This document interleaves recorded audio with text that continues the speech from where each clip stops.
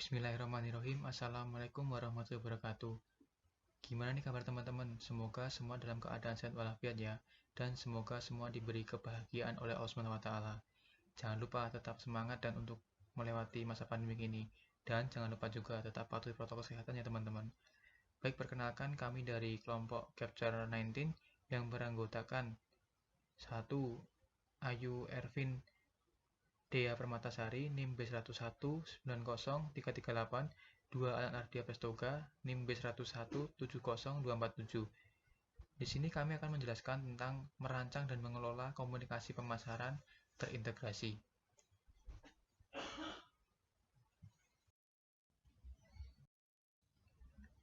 Komunikasi pemasaran, ekuitas merek, dan penjualan. Iklan sering menjadi elemen pusat dalam program komunikasi pemasaran, tetapi iklan bukan satu-satunya atau bukan yang paling penting dalam membentuk ekuitas merek dan mendorong penjualan.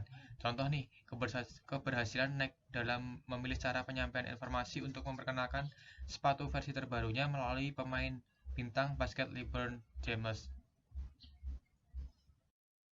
Peran komunikasi pemasaran. Peran komunikasi pemasaran adalah sarana di mana perusahaan berusaha menginformasikan, membujuk, dan mengingatkan konsumen secara langsung ataupun tidak langsung tentang produk dan merek yang dijual.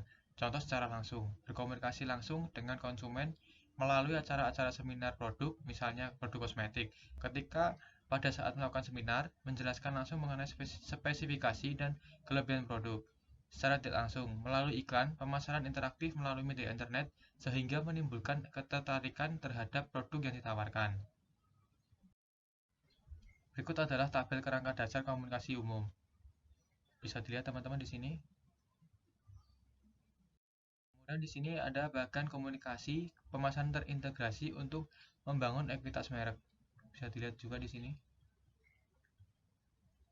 Lanjut, yaitu hubungan antara program komunikasi pemasaran dengan ekuitas merek.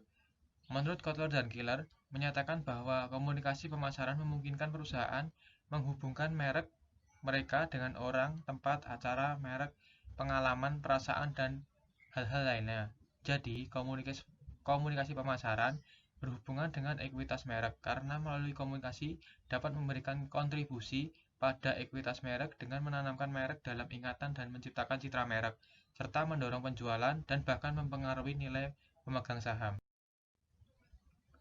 Pengaruh komunikasi pemasaran. Contoh, seseorang tertarik membeli sebuah sepeda motor sport produk dari Yamaha, yaitu R15 dengan spesifikasi yang tinggi. Setelah mendapatkan informasi, mungkin dari orang lain, melihat iklan TV, membaca artikel, mencari informasi dari internet ataupun media lainnya. Jadi, komunikasi sangat berpengaruh dalam pemasaran atau dalam mencari informasi pemasaran. Mengembangkan komunikasi efektif.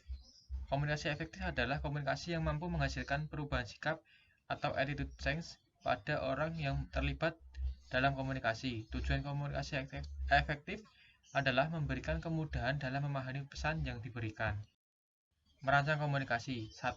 Strategi pesan. Dalam menentukan strategi pesan, manajemen mencari daya tarik, tema, atau ide yang terkait dengan positioning merek dan membantu menemukan titik paritas atau titik perbedaan.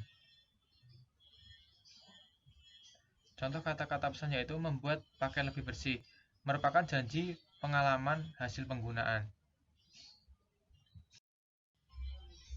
2. Strategi kreatif. Strategi kreatif adalah cara pemasar menerjemahkan pesan mereka ke komunikasi tertentu. Dapat dilihat di sini adalah contoh iklan solusi masalah Excedrin menghentikan sakit kepala yang sangat parah. Berikut kata-kata tersebut dapat dipahami dengan mudah sehingga calon konsumen dapat memahami apa sih obat ini kegunaannya gitu. Sumber pesan. 3 kredibilitas sumber yang paling sering adalah keahlian, kepercayaan, kesukaan orang terhadapnya. Contoh, Dr. Robert Jarvik, pencipta jantung buatan, sukses dengan obat kolesterol, Lipitor.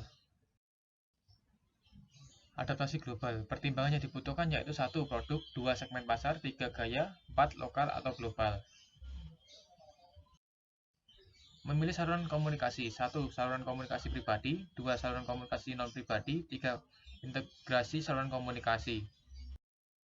Faktor-faktor dalam menentukan bauran komunikasi pemasaran.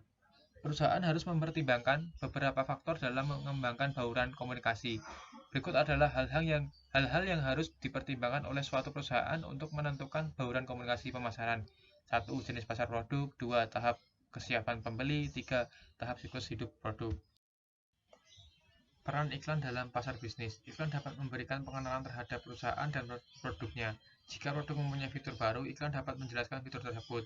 Iklan pengingat lebih ekonomis dibandingkan kunjungan penjualan.